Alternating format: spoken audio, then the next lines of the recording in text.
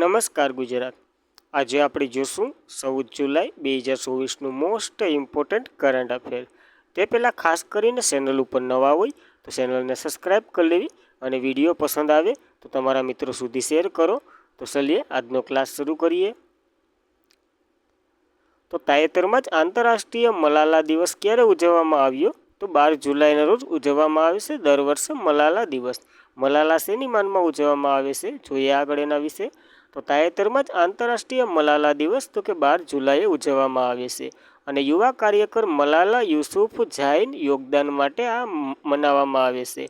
જે તો કે 12 જુલાઈ વિશ્વ મલાલા દિવસ ઉજવવામાં આવે છે તેના જન્મદિવસ નિમિત્તે। અને સમગ્ર વિશ્વમાં મહિલા અને બાળકો અધિકારનું સન્માન કરવા માટે મલાલા યુસુફઝાઈના જન્મદિવસને આ દિવસ તરીકે એટલે કે મલાલા દિવસ ઉજવવામાં આવે છે। જેને તો કે 2012ની વાત કરીએ તો 2012માં તેને ગોળી મારી હતી। તે તો કે મહિલા અને બાળકોના જે હિત અધિકારો માટે લડતા હતા તેને ગોળી વાગી હતી, તોય છતાં પણ તેમનું પ્રાણ નહોતો ગયો, એટલા માટે ઉજવવામાં આવે છે। અને જેને તેટલા કાર્ય કર્યા એટલા માટે એને 2014ના રોજ નોબેલ મળ્યો છે। અને સૌથી નાની વયને ઉંમરે નોબેલ મળ્યો છે, એટલા માટે આપણે યાદ જ રાખેલા છે। સૌથી નાની વયને નોબેલ કોને મળ્યો? તો મલાલા યુસુફઝાઈને મળ્યો છે। આની સાથે સાથે ભારતીય એક વ્યક્તિને પણ નોબેલ મળ્યો હતો, તો તે તમારે કોમેન્ટ કરવાનું છે કોને મળ્યો હતો એ। ત્યારબાદ જુલાઈના દિવસો જોઈ લઈએ તો કે 12 જુલાઈએ તો કે વિશ્વ પેપર બેગ દિવસ પણ ઉજવવામાં આવે છે આની સાથે સાથે, તો એ પણ યાદ રાખવું। અને 1 જુલાઈએ તો કે રાષ્ટ્રીય ડૉક્ટર દિવસ, જીએસટી દિવસ અને રાષ્ટ્રીય સીએ દિવસ ઉજવવામાં આવે છે। 2 જુલાઈની વાત કરીએ તો વિશ્વ રમતગમત પત્રકારત્વ દિવસ અને વિશ્વ યુએસએફઓ દિવસ ઉજવવામાં આવે છે। જ્યારે 3 જુલાઈએ તો કે આંતરરાષ્ટ્રીય પ્લાસ્ટિક બેગ મુક્ત દિવસ, 6 જુલાઈએ તો કે આંતરરાષ્ટ્રીય સલાહકાર દિવસ અને વિશ્વ જુનોસિક દિવસ ઉજવવામાં આવે છે। 10 જુલાઈની વાત કરીએ તો રાષ્ટ્રીય મત્સ્ય ખેડૂતનો દિવસ, 11 જુલાઈએ તો કે વિશ્વ વસ્તી દિવસ, 12 જુલાઈની વાત કરીએ તો આંતરરાષ્ટ્રીય મલાલા દિવસ અને વિશ્વ પેપર બેગ દિવસ ઉજવવામાં આવે છે। તો ખાસ કરીને આ જુલાઈ મહિનાના દિવસો યાદ રાખવા। ત્યારબાદ તો જુલાઈ 2024માં પીસ્ટ બ્લેક કસરતનું આયોજન ક્યાં કરવામાં આવ્યું હતું? તો ઓસ્ટ્રેલિયા ખાતે આયોજન થયું હતું। ઓપ્શન એ ઓસ્ટ્રેલિયા ખાતે આનું આયોજન થયું હતું પીસ બ્લેકનું। તો જુલાઈ 2024માં પીસ બ્લેક કસરતનું આયોજન તો કે ઓસ્ટ્રેલિયા ખાતે કરવામાં આવ્યું હતું। જે ભારત અને પીસ બેગમાં ઓસ્ટ્રેલિયામાં થાય। અને ભારત અને ઓસ્ટ્રેલિયાની કસરતોની વાત કરીએ તો ઓસ્ટ્રીય હિન્દ અને ઓસ્ટ્રિયેન્ડેક્સ બે ભારત અને ઓસ્ટ્રેલિયા વચ્ચેની કસરતો થાય છે। જ્યારે મૂડી ઓસ્ટ્રેલિયાની વાત કરીએ તો તેમની મૂડી એટલે કે ચલણ તો કે કેનબેરા છે। જેના પીએમ તો કે એન્થ્રોન આલ્બેનિઝન છે। અને સૌથી વધુ વસ્તી ધરાવતું શહેર સિડની છે, જે ઓસ્ટ્રેલિયાનું છે। અને ગ્રેગ બેરિયલ રીફ ક્યાં આવેલો છે? તો કે ઓસ્ટ્રેલિયામાં આવેલો છે। આ પૂછાઈ ગયા થોડાક પ્રશ્ન લઈ લીધા। ત્યારબાદ તો કે કસરતો આવ્યું છે, પણ આના પહેલાં એક પ્રશ્ન જોઈ લે, ત્યારબાદ કસરતો જોશું। તો તાજેતરમાં બ્લેસ્ટિક 2024 સંયુક્ત લશ્કરી કવાયત ક્યાં યોજાઈ હતી? તો કઝાકિસ્તાનમાં યોજાઈ હતી આ કસરત, તો ખાસ કરીને યાદ રાખવું। તો તાજેતરમાં જ બ્લેસ્લિક 2024 સંયુક્ત લશ્કરી કવાયત તો કે કઝાકિસ્તાનમાં યોજાઈ હતી। આ તો કે મધ્ય એશિયાના દેશો 5 છે એના વચ્ચે થાય છે, જેમાં તો કે અઝરબૈજાન, કઝાકિસ્તાન, કિર્ગિસ્તાન, ઉઝબેકિસ્તાન અને તાજિકિસ્તાન વગેરે ભાગ લે છે। તો ખાસ કરીને આ યાદ રાખવી, બ્લેસ્લિક કસરત 2024 ક્યાં? તો કે કઝાકિસ્તાનમાં યોજાઈ છે। ત્યારબાદ તો કે ભારત અને કઝાકિસ્તાન વચ્ચે જે કસરતો થાય એની વાત કરી લઈએ, અથવા તો એશિયાઈ દેશો વચ્ચે। તો કાઝીદ એ ભારત અને કઝાકિસ્તાન વચ્ચે થાય છે। ડસ્ટલિંગની વાત કરીએ તો ઉઝબેકિસ્તાન વચ્ચે થાય છે ભારત અને ખંજરની વાત કરીએ તો કિર્ગિસ્તાન અને ભારત વચ્ચે થાય છે। ત્યારબાદ તો કે 2024ની તમામ કવાયતો જોઈ લઈએ, આ 2 પ્રશ્ન આવી ગયા। તો ત્યારબાદ રણ ચક્રવાતની વાત કરીએ તો ભારત અને યુએઈ વચ્ચે થઈ હતી, ક્યાં? તો કે રાજસ્થાનમાં। સહયોગ કઝિગની વાત કરીએ તો ભારત અને જાપાન વચ્ચે ચેન્નાઈ ખાતે। અથુથૈયા ભૂતપૂર્વની વાત કરીએ તો ભારત અને થાઇલેન્ડ વચ્ચે થઈ હતી। જ્યારે ચક્રવાત એક્સની વાત કરીએ તો ભારત અને ઇજિપ્ત વચ્ચે ઇજિપ્તમાં આયોજન। ડેઝર્ટ ભૂતપૂર્વની 11મી આવૃત્તિ તો ભારત અને કિર્ગિસ્તાન વચ્ચે થઈ હતી, જે હેસ્પીના એટલે કે હિમાચલ પ્રદેશના બખલોલમાં આયોજન થયું હતું। સ્ટેફાર્ડ ડિફેન્સ 2024ની વાત કરીએ તો નાટો દ્વારા આનું આયોજન કરવામાં આવે છે। ડેઝર્ટ નાઇટ ભૂતપૂર્વની વાત કરીએ તો ભારત, ફ્રાન્સ અને યુએઈ વચ્ચે થાય છે, અરબ સમુદ્રમાં યોજાઈ હતી। જ્યારે હંમેશા તાનસીનનો અભ્યાસ કરો ભારત અને સાઉદી અરેબિયા વચ્ચે રાજસ્થાનમાં યોજાઈ હતી। હવા શક્તિની વાત કરીએ તો ઇન્ડિયન એરફોર્સ દ્વારા આનું આયોજન થયું હતું, પોખરણ રાજસ્થાનમાં યોજાઈ હતી। મિલન ભૂતપૂર્વની વાત કરીએ તો ભારતીય નૌકાદળ વચ્ચે વિશાખાપટ્ટનમમાં યોજાઈ હતી. દોસ્તી ભૂતપૂર્વની વાત કરીએ તો ભારતીય અને માલદીવ અને શ્રીલંકા ત્રણેય દેશો વચ્ચે માલદીવનું કેપિટલ છે ત્યાં તેનું આયોજન થયું હતું. તો કેપિટલનું નામ તમારે કોમેન્ટ કરવાનું. ત્યારબાદ સમુદ્ર લક્ષ્મણની વાત કરીએ તો ભારત અને મલેશિયા વચ્ચે વિશાખાપટ્ટનમમાં યોજાઈ હતી સમુદ્ર લક્ષ્મણ. સી ડિફેન્સ ભૂતપૂર્વની વાત કરીએ તો ભારત અને યુએસ વચ્ચે પ્લોડ બેયર આંદામાન નિકોબારનું કેપિટલ છે ત્યાં યોજાઈ હતી. કટલેર એક્સપ્રેસ એક્સની વાત કરીએ તો આઈએનએસ તીરે ભાગ લીધો હતો. 24 દેશો વચ્ચે થાય છે. ભારતમાંથી આઈએનએસ તીરે ભાગ લીધો હતો અને પ્લોટ વિક્ટોરિયા જે સેલ્સનું કેપિટલ છે ત્યાં તેનું યોજાઈ હતી. જ્યારે લિમિટરી એક્સની વાત કરીએ તો ભારત અને સેલ્સ વચ્ચે સેલ્સમાં આયોજન થયું હતું. ત્યારબાદ ટ્રાયમ્ફ એક્સની વાત કરીએ તો એટલે કે ટાઈગર ટ્રાયમ્ફ એક્સની વાત કરીએ તો યુએસ અને ભારત વચ્ચે ભારતના પૂર્વીય સમુદ્ર તટમાં યોજાઈ હતી. ગગનશક્તિ ભૂતપૂર્વની વાત કરીએ તો ઇન્ડિયન એરફોર્સ દ્વારા. ધર્મરક્ષક ભૂતપૂર્વની વાત કરીએ તો ભારત જાપાન વચ્ચે થાય છે રાજસ્થાનમાં યોજાઈ હતી ધર્મરક્ષક. ત્યારબાદ ડસ્ટલિંગ એક્સની વાત કરીએ તો ભારત અને ઉઝબેકિસ્તાન વચ્ચે ઉઝબેકિસ્તાનમાં યોજાઈ હતી. સાગર કૌશાની બીજી આવૃત્તિ તો કે તમામ દરિયાઈ સુરક્ષા એનજીસીઓ ભાગ લે છે લક્ષદ્વીપમાં યોજાઈ હતી. જ્યારે વિક્ટલ હેઝ યુએસ ખાતે એટલે કે સ્પેટ ફોર્સ છે અને પ્રથમ વખત અવકાશમાં યુદ્ધ કવાયત છે આ તો કે વિક્ટલ હેઝ તો ખાસ કરીને યાદ રાખવું અમેરિકામાં યોજાઈ હતી. ત્યારબાદ પૂર્વીય તરંગ પ્રેક્ટિસની વાત કરીએ તો ભારતીય નૌકાદળ દ્વારા યોજાઈ હતી અને ભારતના પૂર્વ સમુદ્ર તટમાં આનું આયોજન થયું હતું. ગગનસ્ટ્રાયન્ટ ભારત આર્મી એરફોર્સ ત્રણેય વચ્ચે ભાગ લે છે અને પંજાબમાં યોજાઈ હતી. જ્યારે તાકાત કસરતોની વાત કરીએ તો ભારત અને ફ્રાન્સ વચ્ચે મેઘાલયના ઉમરોઈમાં યોજાઈ હતી આ ગેમ એટલે કવાયત. અને કંપન પ્રેક્ટિસની વાત કરીએ તો ભારત અને યુએસ વચ્ચે કોલકાતામાં યોજાઈ હતી. લાલ ધ્વજ પ્રેક્ટિસની વાત કરીએ તો બહુપક્ષીય કવાયત છે જેમાં ભારતે ભાગ લીધો હતો. અલાસ્કા યુએસ ખાતે યોજાઈ હતી. રિમ્પેક્સની વાત કરીએ તો બહુપક્ષીય કસરત છે જેમાં ભારતે ભાગ લીધો હતો. યુએસના હવાઈનમાં યોજાઈ હતી આ કવાયત. ત્યારબાદ જીમેક્સની વાત કરીએ તો ભારત અને જાપાન વચ્ચે જાપાનમાં યોજાઈ હતી. તરંગ શક્તિની વાત કરીએ તો ઇન્ડિયન એરફોર્સ દ્વારા યોજાઈ છે. જ્યારે હોપેક્સ પ્રેક્ટિસ જે ભારત અને ઇજિપ્ત વચ્ચે યોજાઈ છે. ઇજિપ્ત એટલે મિશ્રમાં આનું આયોજન થયું હતું. તો ખાસ કરીને આ 2024ના જાન્યુઆરીથી લઈ અને હાલ આ મહિનો હાલે ત્યાં સુધીની બધી જ કવાયતો આપણે જોઈ લીધી. તાજેતરમાં જ વિશ્વની પ્રથમ વોઇસ સહાયકાર મોસી કયા દેશની એઆઈ કંપનીએ લોન્ચ કર્યું છે? તો ફ્રાન્સની એક કંપની છે એઆઈને બનાવતી તેને આને લોન્ચ કર્યું છે. તો વિશ્વની પ્રથમ વોઇસ સહાયક મોસી એનું નામ તો કે મોસી આપ્યું. જે મોસી તો કે તમારી સાથે રિયલ ટાઈમમાં વાત કરી શકશે. એ કઈ કંપનીએ તો ક્યુનટાઇન નામની કંપની છે ફ્રાન્સની એને બનાવ્યું છે. તો એ આવ્યું તો એને લગતા તમામ પ્રશ્નો જોઈ લે. થોડીક સ્પીડ રાખશું કારણ કે વિડીયો બહુ લોંગ થઈ જાય એટલા માટે અને તમે સ્કીપ કરી શકો છો. સ્કીપ કરવા કરતાં થોડુંક સાંભળી લેજો. વિશ્વની પ્રથમ એઆઈ સંચાલિત એન્ટીડોટ સિસ્ટમ ભારતે લોન્ચ કરી હતી. તેનું નામ તો કે ઇન્દ્રજાળ રાખ્યું હતું. ગ્રુપ માહિતી એકત્રિત કરવા માટે એઆઈ આધારિત ઓરન વિનર કોણે લોન્ચ કર્યું હતું? તો કે ઇઝરાયેલે. ભારતની પ્રથમ એઆઈ શાળા તો કે તિરુવનંતપુરમ શાંતિગીરી વિદ્યાભવન નામ હતું. મધ્યપ્રદેશે જસ્ટ આસ્ક નામનું એઆઈ ચેટબોટ લોન્ચ કર્યું હતું. મેટા અને માઇક્રોસોફ્ટે નવું એઆઈ આધારિત ભાષા મોડેલ લામા 2 લોન્ચ કર્યું હતું. કયા રાજ્યે એઆઈ આધારિત ન્યૂઝ એન્ટિલિસા ઓડિશાએ લોન્ચ કર્યું હતું? એલોન મસ્કે એઆઈ આધારિત સ્ટાર્ટઅપ એક્સ એઆઈ લોન્ચ કર્યું હતું. જ્યારે કયા યુનિયન ટેરિટરીએ ભારતનું પ્રથમ ટેલિમાનસિંગ ચેટબોટ લોન્ચ કર્યું હતું? તો કે જમ્મુ કાશ્મીરે. અને સૌથી વધુ એઆઈ રોકાણ ધરાવતા દેશોમાં સ્ટેનફોર્ડ યુનિવર્સિટી ભારતની 5મા ક્રમે આવી હતી. પહેલા નંબરે કઈ હતી કોમેન્ટ કરો. ગ્રામીણ ભારત માટે એઆઈ ચેટબોટ જુગલબંધી લોન્ચ કર્યું હતું. જ્યારે જનરેટિવ એઆઈ પ્લેટફોર્મ પોખરાજ તો કે ઇન્ફોસિસે લોન્ચ કર્યું હતું. અને ઓપન એઆઈ સેટ જીપીટી એટલે કે જનરેટિવ પી10 ટાઈમ્સ 4 કર્યું હતું. અને રશિયાએ તો કે ગીગાસાટ નામનું એઆઈ. ગૂગલે તો કે એઆઈ યોટોલ દ્વારા બારડ નામનું એને આગળથી તો કે જેમિંગ એઆઈ નામ આપ્યું હતું. એઆઈના ગોડફાધર તરીકે જોફિન હિન્ટલ. અને એઆઈ સિક્યોરિટીની પ્રથમ સમિટ યુકેના બેસલેરમાં જ્યારે બીજી 2024ના સુરક્ષા બીજી સંમેલન સાઉથ કોરિયામાં યોજાયું હતું. સાઉથ કોરિયાના કેપિટલનું નામ કોમેન્ટ કરો.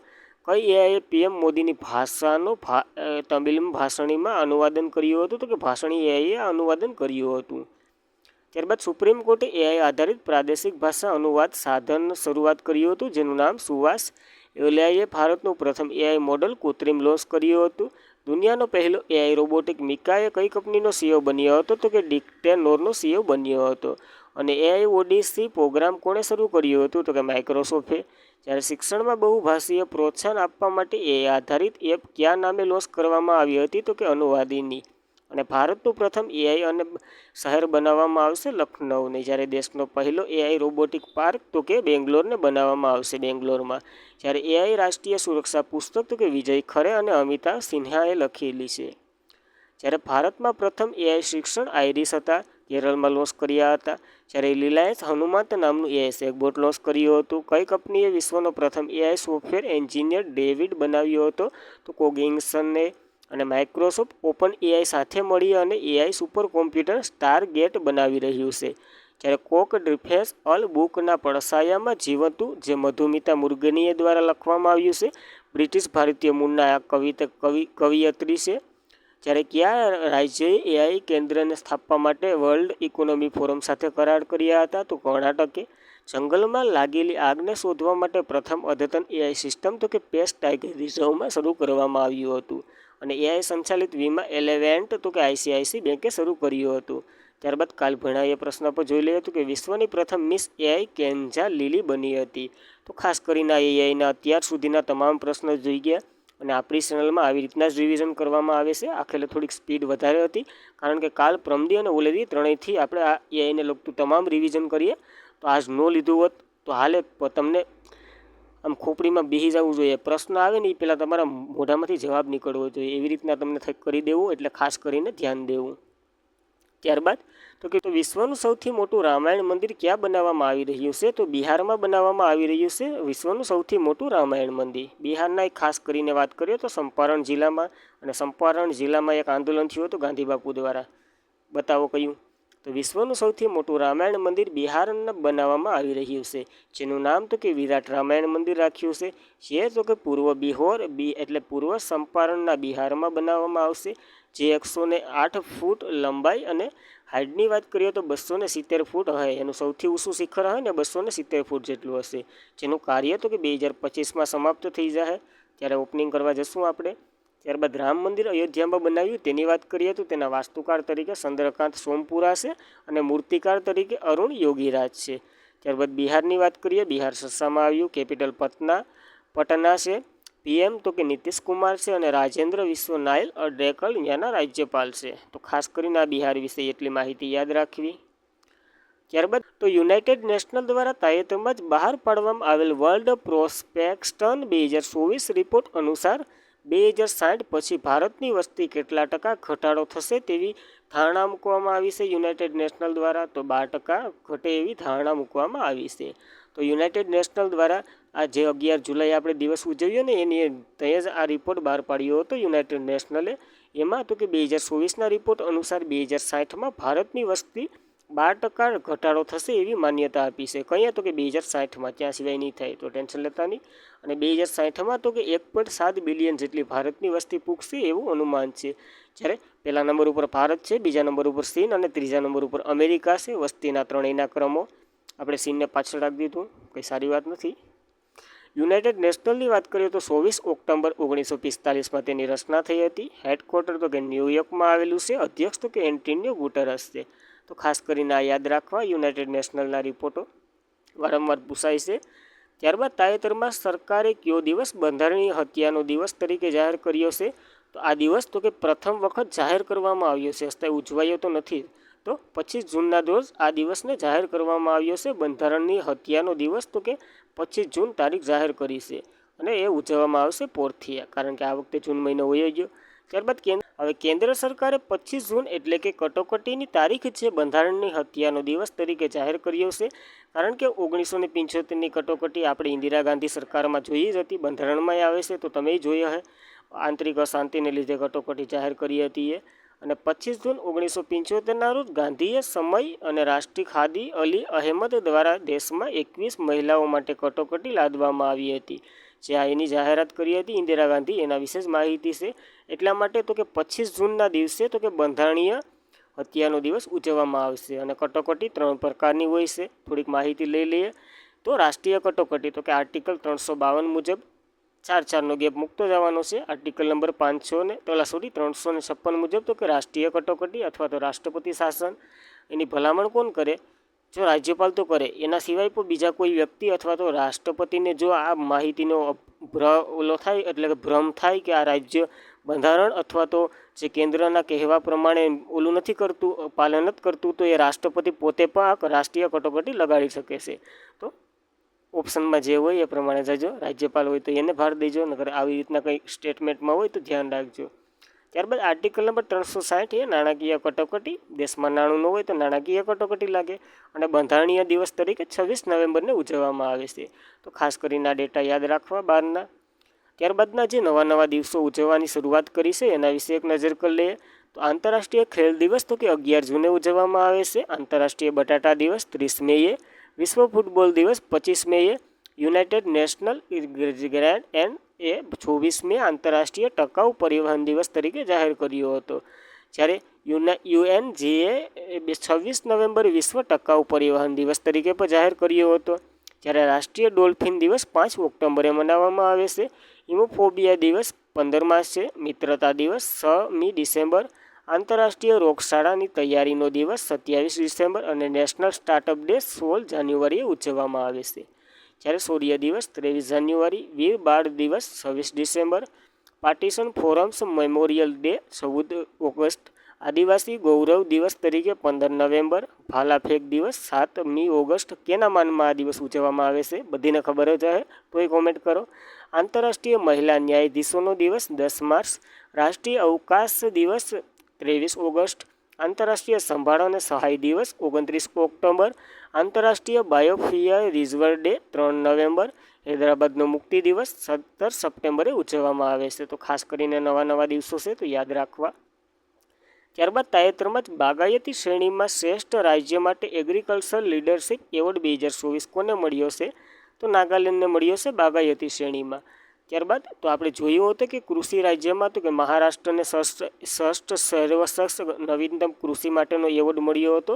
એ રિપોર્ટમાં જ નવા ડેટા એડ કર્યા છે, તો આખો રિપોર્ટ જોઈ લઈએ.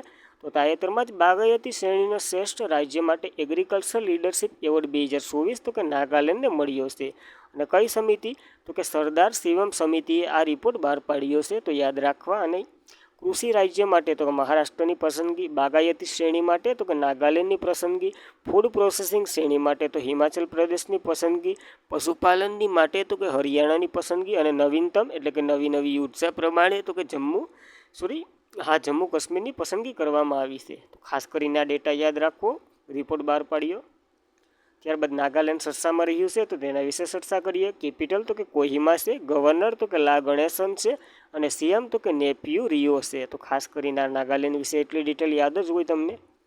ત્યારબાદ તાજેતરમાં જ ઇન્ટરનેશનલ મેમોરિટાઇમ ઓર્ગેનાઇઝેશન કાઉન્સિલનું 132મું સત્ર ક્યાં યોજાયું હતું? તો લંડન ખાતે યોજાયું છે. તો તાજેતરમાં જ ઇન્ટરનેશનલ મેરીટાઇમ ઓર્ગેનાઇઝેશન કાઉન્સિલનું 132મું સત્ર તો કે લંડન ખાતે યોજાયું છે.